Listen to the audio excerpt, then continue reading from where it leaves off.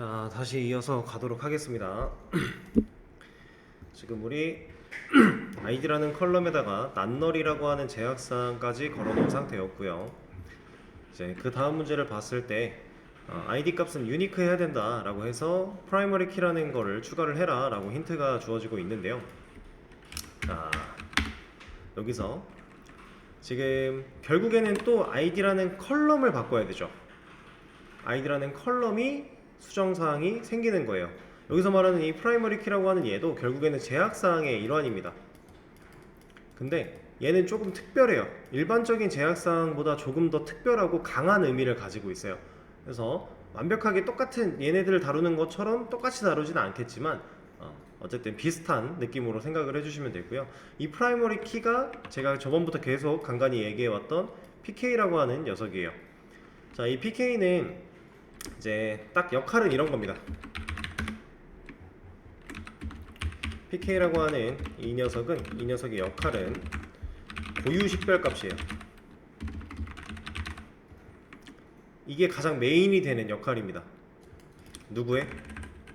데이터들의 고유 식별값. 그 말인즉슨 뭐냐면 지금 우리가 id라는 컬럼을 만들어서 사용하고 있던 이 목적을 이 PK라고 하는 이 제약사항 자체가 가지고 있다는 얘기예요.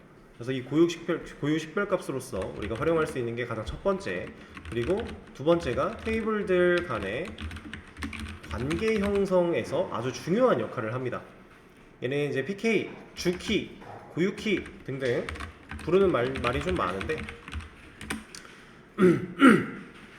테이블들 간의 관계 형성. 자, 예를 들어 이런 거예요. 어떠한 테이블에서 PK라고 하는 컬럼 id라는 이 녀석이 PK였다면, 그리고 다른 테이블에서 이 해당 id의 값을 참조해서 사용한다 라고 했을 때 여기에는 그 id의 값이 뭐 멤버 id 이런 식으로 들어간다고 쳤을 때 여기는 이제 fk가 되는 이런 느낌으로 테이블들 간의 관계를 형성할 수 있어요. 그런데 이 관계를 형성하는 게 뭐가 그렇게 중요하냐 라고 생각하실 수 있는데, 실제로 이 관계가 형성되어 있는 컬럼들끼리 쿼리를 실행했을 때 연계되어 작동하게끔 하는 쿼리 방식도 있고요. 그렇지 않다라고 해도 우리가 데이터를 이제 유지보수의 차원에서 봤을 때 이런 관계들이 잘 짜여져 있는 데이터베이스라면 데이터를 추가하거나 삭제하거나 수정하거나 하는 과정들이 꽤나 쉬워요. 한눈에 딱 보여요. 근데 그런 연관 관계가 맺어져 있지 않은 상태에서 우리가 나중에 유지보수를 해야 된다고 하면 이 녀석을 바꿀 때 판단해야 되는, 고려해야 되는 애들을 다 눈으로 찾아가야 돼요, 직접. 근데 이 과정이 생각보다 많이 번거롭습니다. 왜냐면 제가 하나 보여드릴 거예요.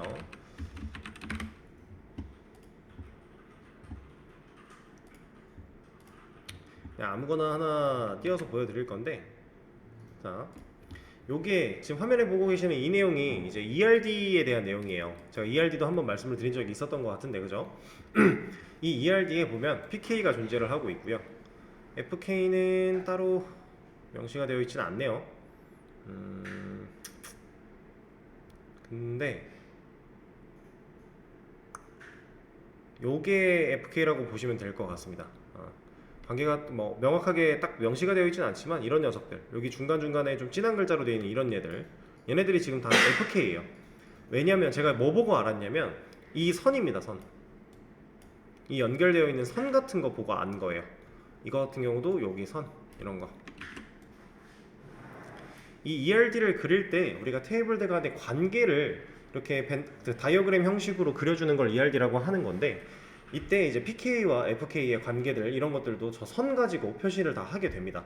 그래서 지금 제가 말씀드렸던 것처럼 이 테이블 컨트롤 헤더라고 하는 이 테이블에서 컨트롤 ID가 PK 역할을 하고 있는데, 밑에 있는 듀티라고 하는 테이블로 내려왔을 때는 FK 역할을 하고 있다. 이렇게 테이블들이 엮여 있다라는 얘기예요. 그러면 여기 컨트롤 ID에는 1번부터 3번까지밖에 없대요. 순서대로 1, 2, 3 이렇게 세 가지밖에 없는데, 여기 듀티라는 테이블에 컨트롤 ID에 4가 들어있으면 되는 거예요, 안 되는 거예요? 이건 안 되는 거예요. 우리가 해왔던 상황에서도 쉽게 예시를 들 수 있는 게, 자, 우리한테는 아티클스라고 하는 녀석과 멤버스라고 하는 녀석이 있었어요. 그리고 각각 아티클스 안에는 아티클 객체로, 그 다음 멤버스 안에는 멤버 객체로 데이터를 저장하고 있었죠. 자, 멤버에서 아이디에 해당했던 변수가 아티클에서 누구랑 비교가 됐어요? 멤버 아이디랑 비교가 됐어요. 이 둘이 일치하냐 일치하지 않냐를 따져가면서 작성자 이름을 가져오거나 이런 작업들을 했었죠. 그렇죠?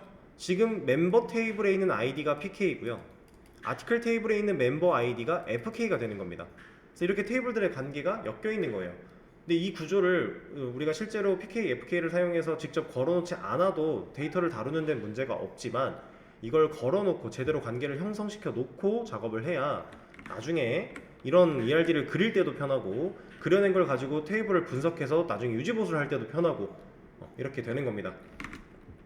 여기에는 1번부터 3번까지 밖에 회원이 없는데, 여기에는 갑자기 4번 회원이 존재해버리면 문제가 있는 상황이니까요. 그래서 지금 멤버 테이블에 만약에 4번 회원까지 존재했다가 그리고 게시물을 4번 회원이 쓴 것도 가지고 있다가 4번 회원이 탈퇴를 해서 더 이상 4번 회원이 존재하지가 않아요. 이렇게 됐어요. 그럼 여기서 아티클 게시물 중에서 4번 회원이 쓴 게시물은 이제 의미가 없어지는 거죠. 존재하지 않는 회원이 작성한 글이니까.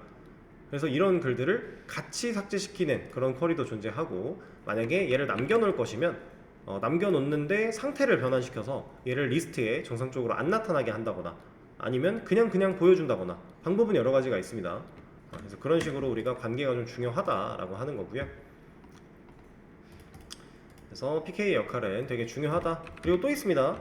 이제 여러분들 인덱스의 개념으로 나중에 배우시게 될 거예요. 이 인덱스는 우리가 리스트에서 사용하는 그 인덱스랑은 조금 다른 느낌인데, 얘는 인덱스가 자동 부여된다. PK라고 하는 이 제약사항을 걸어주면 식별값으로 활용이 되게끔 만들어지는 거고, 테이블들 간의 관계를 형성할 수 있는 그 표시 내역이 되는 거고요. 그 다음에 인덱스라고 하는 역할이 자동으로 부여가 된다 라고 하는 겁니다. 그리고 하나가 또 있는데, 얘는 무조건 낱널이에요. 이건 무조건 낱널입니다. 왜냐? 데이터들의 고유 식별값이 돼야 되는 컬럼 제약 사항인데, 널이 들어가 버리면 식별값이 아니잖아요. 널은 데이터가 없다라는 의미였으니까, 그죠? 그래서 무조건 낱널. 그래서 실제로는 낱널이라는 제약사항을 따로 추가하지 않아도 프라이머리 키라고 하는 제약사항만 추가를 해도 낱널은 자동으로 들어간다라고 보시면 돼요. 자, 이런 느낌. 이것들 말고도 PK가 가지고 있는 힘이 생각보다 되게 강력한데, 우리는 이 정도만 알고 사용을 해도 무방하기 때문에 그렇게 말씀을 드렸습니다. 그래서 그런 역할들을 할 수 있는 프라이머리 키라는 걸 지정을 할 것이다. 어디에? ID 컬럼에 라는 얘기예요. 그래서 결국엔 테이블 구조, 컬럼의 내용을 수정을 해야 되니까 얼털 테이블, 그 다음에 아티클 테이블 안에 있는 자, 지금 이 상황은 프라이머리 키라고 하는 제약사항을 제가 추가하는 거라고 했죠. 기존에 만들어져 있는, 기존에 존재하는 컬럼이 수정되는 거예요. 그죠? 그럼 우리가 뭐 써야 돼요? 모디파이 컬럼, 컬럼 수정할 수 있는 거 있죠? 자, 그리고 id라는 컬럼이고 int라는 데이터 타입 가지고 있고 낱널 있었죠. 여기까지가 우리가 지금 현재 이 상황까지 내려오는 이 위 단계에서 하던 일들이에요. 그죠? 여기까지가 기존의 내용. 자, 여기서도 마찬가지, 낱널이라는 걸 여기서 만약에 뺀다면 제약사항이 낱널 없이 수정이 될 수도 있기 때문에 우리는 꼭 원래의 걸 유지하고 싶을 때는 명시를 해줘야 된다 라는 걸 생각을 하셔야 되고요. 그 다음에 이제 프라이머리 키라고 하는 거를 내가 줄 거야 라고 우리가 사용할 수 있습니다. 실제로 이렇게 해도 프라이머리 키는 제대로 걸릴 거예요. 근데 프라이머리 키는 이렇게까지 고민할 필요도 없어요. 얘는 좀 특별한 제약사항이라고 했죠. 그래서 얘를 사용하는 방식에는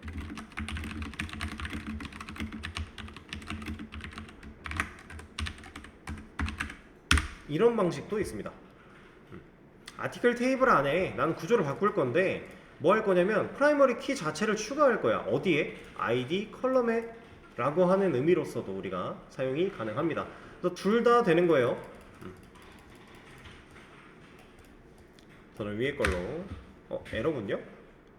에러가 나는 게 맞죠? 이것도 되는 문법이고 얘도 되는 문법인데 지금 위에 걸 실행했더니 에러가 났어요. 근데 이 에러가 난 게 문법이 틀려서가 아니라 지금 상황 때문에 그래요. 어떤 상황이냐면, 자, 여기서 얘도 말하고 있습니다. 오류가 난다. 기존의 데이터 중에서 중복되는 게 있다 라고 하고 있어요. 그리고 실제로 오류 코드를 봤을 때 duplicate entry 0 for key primary라고 되어 있습니다. 자, 프라이머리 키로 지정을 하면 이제 고유 식별값이 될 거기 때문에 절대로 중복된 값을 가지지 않아요. 모든 그 컬럼에 대한 데이터들이.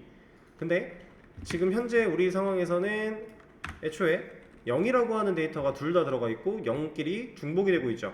그것 때문에 뭐라고 하고 있습니다. 그래서 이 프라이머리 키를 정상적으로 부여하기 위해서는 아이디가 0인 것 중에서 한 개를 아이디 1로 바꾸자 라고 했습니다. 그래서 그거를 업데이트 아티클 set id 1 근데 where 여기서는 where보다는 리밋이 편하겠네요. 어차피 위에 있는 거 하나만 1로 바꿔놓으면 괜찮을 거니까. 자, 이렇게 바꿔주고요. 다시 테이블을 조회합니다. 자, 1이 됐고 0이 됐어요. 이제 0인 거를 id 2로 바꾸래요. 그리고 나서 프라이머리 키를 추가하라고 하는데, 자, 지금 이 상태에서 만약에 프라이머리 키를 추가하면 어떻게 될까요? 문제 순서상에서는 0이네 이 녀석까지 2로 바꾸고 나서 하라고는 했지만 지금 이거 추가하면 어떻게 되죠? 문제가 있을까요? 문제가 없죠? 중복된 값도 없고요. 고유 식별값으로서 활용이 가능하죠. 어쨌든 값이 다르니까. 프라이머리 키라고 하는 제약 조건이 들어갔다고 해서 그 컬럼이 0이라는 값을 가지지 못해, 이거는 아닙니다. 낱널이니까 널이 안 되는 거지 0은 상관이 없어요. 데이터 타입 인트고 문제가 없죠. 쓸 수는 있습니다. 그래서 먼저 걸어도 사실 상관이 없다. 대신에 이 밑으로 좀 더 내용이 나올 이 오토 인크리먼트라고 하는 이 녀석은 컬럼에 0이 있으면 안 됩니다. 0부터 숫자를 세주는 게 아니기 때문에 0에서는 뭔가 잘못 적용이 돼요. 아예 안 된다기보다는 적용이 되긴 되지만 좀 잘못 적용이 된다. 그래서 그것만 주의를 하면 되고요. 일단은 아이디가 0인 거를 2로 바꾸라고 했으니까 이것도 마저 해주도록 하죠. 여기서는 이제 리밋 1 가지고는 해결을 못할 거니까 리밋 말고 웨어저를 사용해서 아이디가 0인 녀석을 2로 바꾸겠다, 이렇게 처리를 해주도록 하겠습니다. 자, 근데 이거 제가 다시 바꿀게요. 다시 바꾸고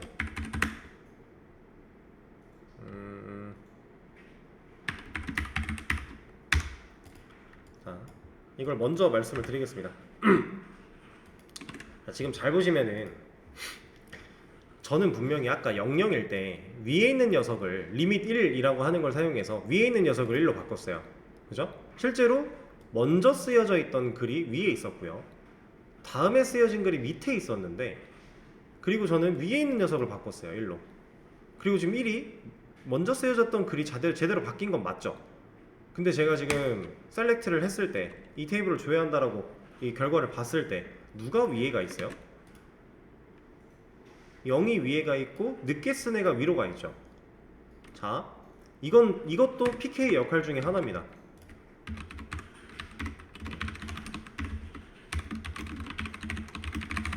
정렬에 대해서 언급하지 않으면 기본적으로 PK 컬럼을 기준으로 정렬한다. 이게 또 PK의 역할 중에 하나예요. 자, 정렬이라고 하는 거 우리 아직 배우지 않았지만 나중에 오더바이라고 하는 문법을 배우게 될 건데, 그 정렬을 따로 사용하지 않았을 때, 언급하지 않았을 때 우리가 테이블을 조회하게 되면 기본적으로 PK로 지정되어 있는 컬럼 기준으로 정렬을 합니다. 그래서 실제로 얘보다 얘가 더 빠른 거예요. 얘가 먼저 쓴 거예요. 그럼 얘가 데이터가 위에 있는 게 맞아요. 근데 우리는 PK로 정렬이 됐기 때문에 0이 위로 올라갈 수밖에 없는 거죠. 그래서 결과가 지금 이렇게 나온 겁니다. 그래서 이 녀석을 데이터를 2로 바꾸면 다시 1, 2로 정렬이 될 거예요. 이렇게 해서 다시 바꿔주고 다시 조회를 해버리면 이제 1, 2가 제대로 들어왔죠. PK의 역할은 이렇게 다양하게 있습니다. 자, 그 다음에 이거는 우리가 먼저 추가를 했으니까 이제 넘어가도록 하고요. 자, ID 컬럼에 오토 인크리먼트를 건다라고 되어 있어요. 자, 오토 인크리먼트 이 녀석도 제약사항의 일환이에요.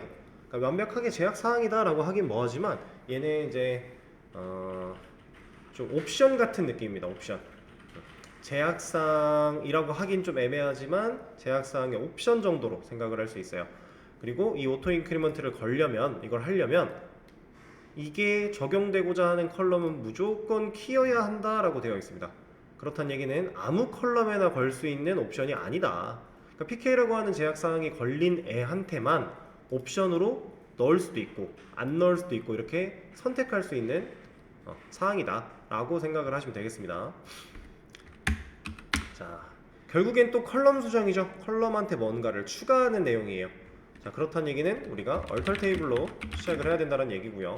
아티클 테이블 건드릴 거고, 자, 컬럼을 또 수정하는 거니까 modify 컬럼이라고 할 수 있겠네요. 그리고 나서 id 컬럼, int, non-null, 그리고 우리가 프라이머리 키까지 이렇게 해놨었죠. 그리고 여기다가 오토 인크리먼트를 추가한다라고 하면 이렇게 쓰는 거가 우리가 지금까지 배웠던 일반적인 상황이에요. 그죠? 근데 제가 아까 프라이머리 키는 제약사항의 일환이긴 하지만 좀 특별하다라고 하면서 똑같이 상황을 적용받지 않는다라고 했습니다. 프라이머리 키는 한 번 지정이 되면 이 modify 컬럼 같은 걸 할 때 얘를 안 써야 돼요. 오히려 쓰면 뭐라 해요? 왜냐면 한 테이블에는 PK가 하나만 있을 수밖에 없거든요. FK는 개수에 상관이 없습니다. 근데 PK는 한 테이블에 있을 거면 하나만 존재해야 돼요. 여러 개가 존재할 수가 없어요. 그래서 만약에 우리가 또 쓰면 얘는 인식을 그렇게 합니다. 얘는 좀 특별한 애기 때문에 또 썼네? 그러면 이 PK를 또 만들려고? 안 돼! 라고 판단을 해요. 그래서 프라이머리 키라는 걸 없애줘야 되고요. 오토 인크리먼트를 이렇게 뒤에다가 적어준다면 성공을 했죠. 그 다음에 구조를 한번 볼게요.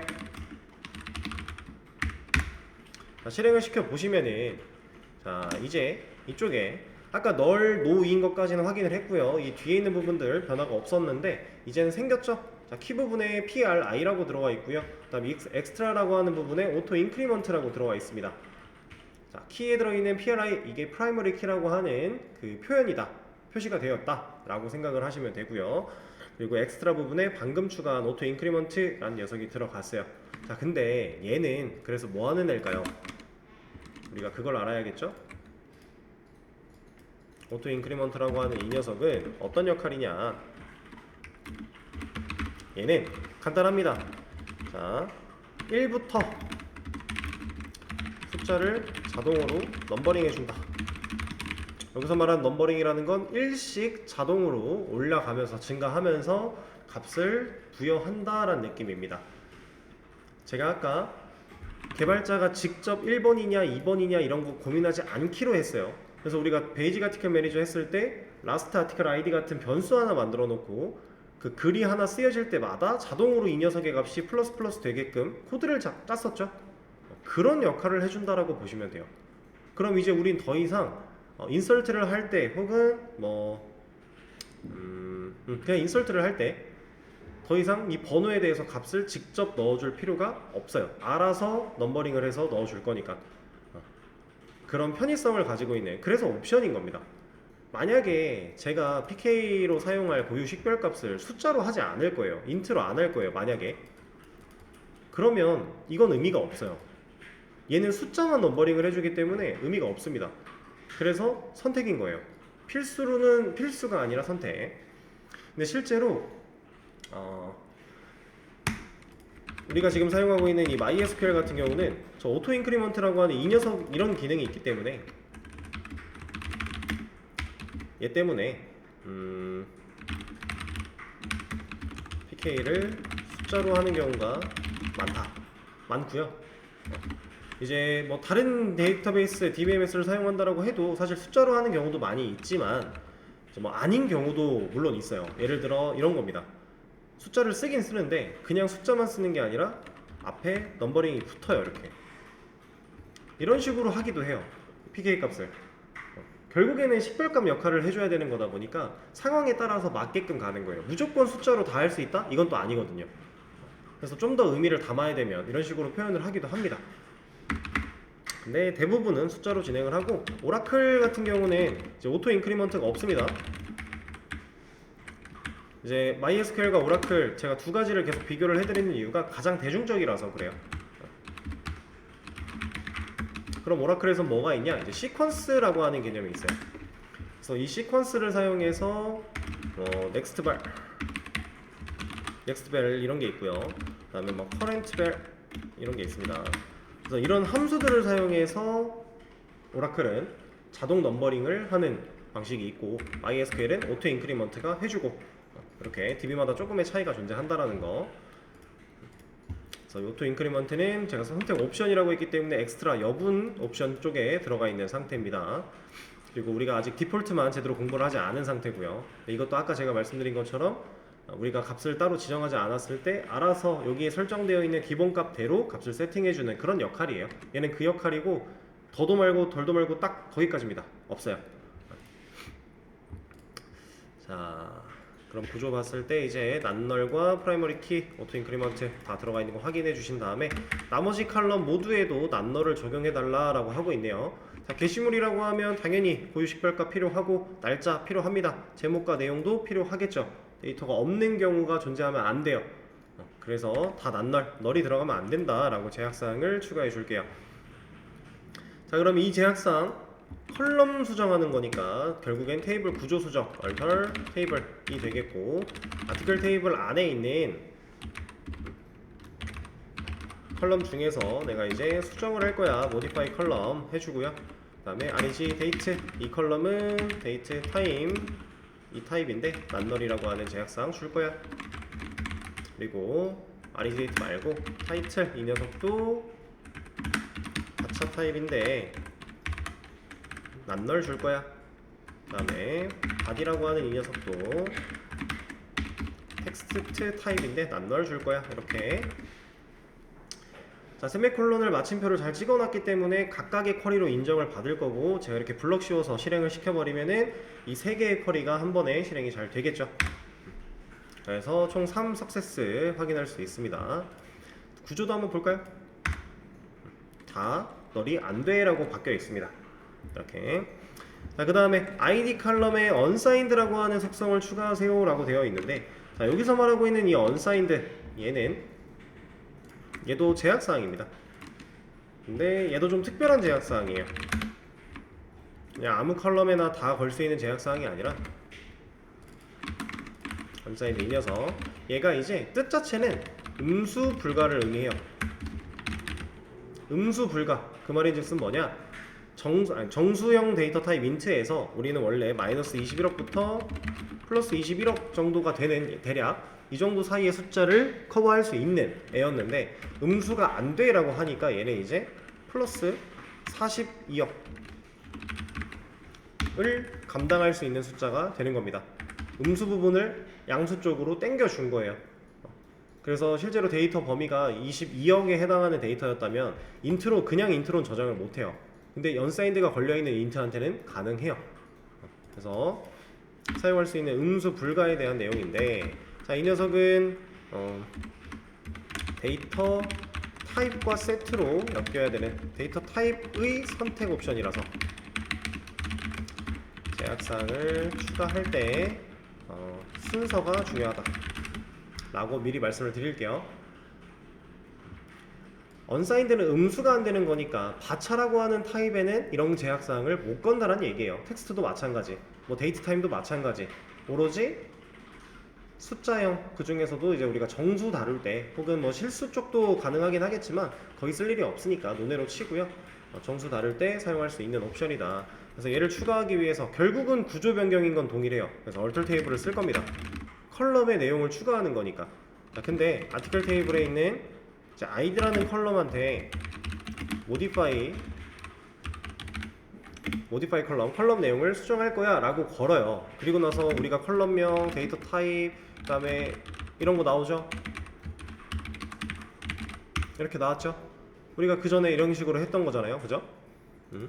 그리고 우리가 원래 제약사항 추가할 때 그냥 뒤에다가 보통 이어 붙였어요. unsigned 이렇게. 근데 얘는 안 됩니다. 에러예요, 에러. 경고도 아니고요, 에러입니다. 왜 안 되냐면 방금 말씀드린 것처럼 데이터 타입의 선택 옵션이라서 얘는 데이터 타입과 세트가 돼야 돼요. 데이터 타입은 어디 있어요? 컬럼명 뒤에 바로 왔죠. 그렇다는 건 이 unsigned라는 제약사항은 데이터 타입 바로 뒤에 와야만 정상적으로 인식을 해준다라는 거예요. 위치가 여기가 아니라 뭐 여기 난널 뒤로 갔다 이래도 안 됩니다. 얘는 여기로 와야 돼요. 그래서 정상적으로 바꿔놓고 실행을 시키면 석세스가 나왔고요. 구조를 한번 확인을 해보시면은, 자 이제 여기에 들어와 있어요. 언사인드 타입이라고 하는 칸에 들어와 있으니까 얘는 이 자리를 지켜야만 합니다. 당연히 타입보다 먼저 오는 것도 안 되고요. 타입 바로 뒤에 와줘야 된다 라고 하는 겁니다. 자 그러면 여기 써있는 이 순서를 잘 한번 보실래요? 우리가 컬럼명 써주고요. 데이터 타입 써주고요. 언사인드가 필요하면 얘 써주고요. 그 다음 난너를 명시하고요. 그 다음 키에 대해서 명시를 이건 한 번만 하면 되는 거고 이건 논에. 그 다음엔 엑스트라. 우리가 이렇게 지금 순서를 맞춰왔죠. 실제로 여러분들이 제약사항을 다룰 때 어느 정도 이 순서를 맞춰서 하시면 좀 편할 거예요. 어느 정도. 그리고 디폴트나 커멘트라고 하는 제약사항 같은 것들은 나중에 이제 쓰게 되겠지만 그 녀석들은 이제 거의 보통 맨 뒤에 위치를 시키는 게 일반적이라서 실제로 이 순서를 거의 지켜가면서 우린 쓴다 라고 생각을 하시면 되겠습니다. 자 그러면 언사인드까지 완료를 했고 작성자라고 하는 컬럼을 타이틀 컬럼 다음에 추가를 해달라고 했네요. 오랜만에 이제 컬럼 추가니까 애드 컬럼이겠죠? 자 라이터라고 하는 걸 추가를 하래요. 이 녀석은 작성자, 결국에는 텍스트 문자가 저장돼야 되는 컬럼이니까 바차 같은 거 넣어주면 되겠죠? 여기는 뭐 그렇게까지 길이가 필요 없으니까 20 정도로만 하죠. 그리고 나서 타이틀 컬럼 다음이라고 했으니까 애프터 타이틀 이렇게. 일단 바차 말고 당연히 작성자도 게시물이라고 한다면 작성자가 없는 애는 없으니까 난널 같은 거 넣어주면 좋을 것 같아요. 그죠? 얘도 넣어볼까요 그냥? 맞나? 이제 우리가 알고 있는 제약사항 중에서 필요하다, 있으면 좋다 하는 것들은 넣어줄 겁니다. 자 그리고 만들어 줄게요. 자 다시 이제 DSC를 사용해서 테이블을 구조를 확인해 보면 잘 만들어졌죠? 타이틀 다음에 라이터라고 하는 게 문제없이 만들어졌습니다. 난널도 잘 들어갔고요. 근데 이 녀석을 이름을 바꾸고 싶은 거예요. 내가 컬럼 방금 만들었는데 이름 바꾸고 싶어. 이때 사실 지금 하고 있는 거, 여기서 할 이름 바꾸는 거, 이거는 모르셔도 돼요. 왜냐면 컬럼을 삭제했다가 다시 만들면 되거든요. 그렇게 해도 전혀 상관이 없어요. 대신에 그렇게 하면 뭐가 달라져요? 만약에 제가 이렇게 컬럼을 만들어 놓고 데이터를 넣었어요. 데이터를 쭉 넣었어요. 그리고 나서 이름 변경이 아니라 지웠다가 컬럼을 다시 만들면 데이터는 없어지는 거예요. 지금 현재 난널로 만들었기 때문에 데이터 실제로 조회해보면 다 공백 들어가 있습니다. 라이터에. 이거는 널이 아니에요. 널과 아예 이렇게 공백은 다른 거라고 했습니다. 띄어쓰기도 안 들어가 있는 그냥 얘는 이렇게 들어가 있는데, 왜냐? 얘는 널이 안 돼라고 했는데 데이터를 지정하지 않았으니까 DB가 판단했을 때 야 이거는 내가 기본값을 어떻게 넣어줘야 되지? 라고 했을 때 그냥 아무것도 없는 이걸 넣어 놓은 거예요. DB에서는 홀다운표 쓰니까 이게 맞겠네요.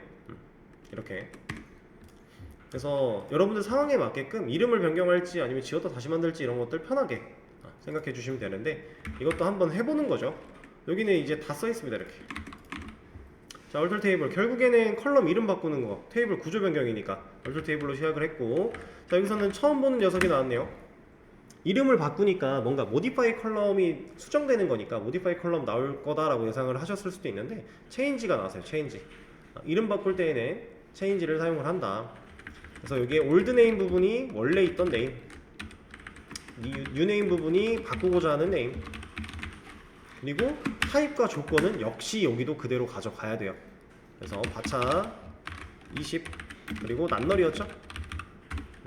여기 이것들은 빠지면 안 됩니다. 그래서 이렇게 쿼리를 실행시켜 주면 자, 라이터라고 했던 컬럼의 이름이 이제 닉네임으로 잘 바뀐 거를 확인할 수 있어요. 그러면 자 여기서 이 닉네임이라고 하는 컬럼의 위치를 다시 바꿀 때 다음 문제죠. 바디 밑으로 보내주세요. 여기서는 체인지예요, 모디파이 컬럼이에요? 모디파이 컬럼이라고 여기 대놓고 써놓고 알려주고 있죠. 여기서는 모디파이입니다.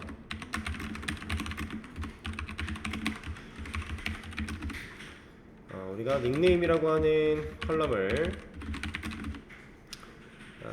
당연히 타입과 제약사항은 그대로 넣어줄 거고요. 그리고 위치를 바디 밑으로, 바디.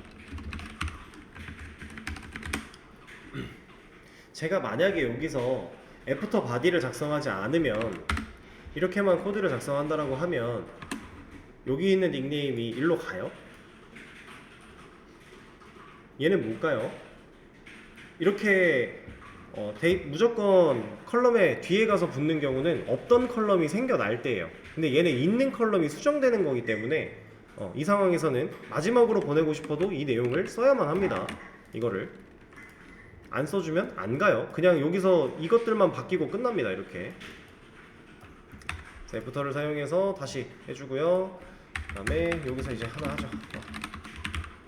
구조 다시 보면 이제 이동한 걸 확인할 수 있겠죠? 이렇게